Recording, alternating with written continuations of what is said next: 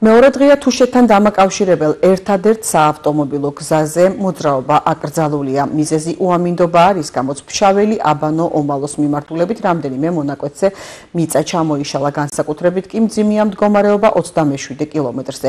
სამაშველო სამსახურმა სხვა უწყებებთან ერთად გზაზე დარჩენილი 30-მდე მოქალაქე ბარში უვნებლად დააბრუნა.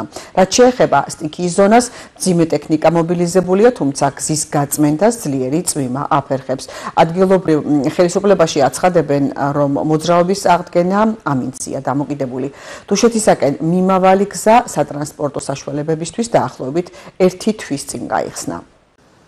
ბოლო დღეების განმავლობაში კახეთის რეგიონში მოსულმა უფრმანდალექმა გარკვეული პრობლემები შექმნა, მათ შორის თუშეთის მიმართულებით ფშაველი აბანო ომალოს დამაკავშირებელი გზაზე, სადაც საავტომობილო გზების დეპარტამენტის მიერ ხორციელდება გზის რეაბილიტაცია. უამინდობის გამო დილიდანვე ჩაიკეტა საავტომობილო გზა. ამავდროულად აღმოჩნდა, რომ ჩაკეტილი გზაზე, სადაც მიმდინარეობს რეაბილიტაცია, იმყოფებოდა 30-მდე მოქალაქე.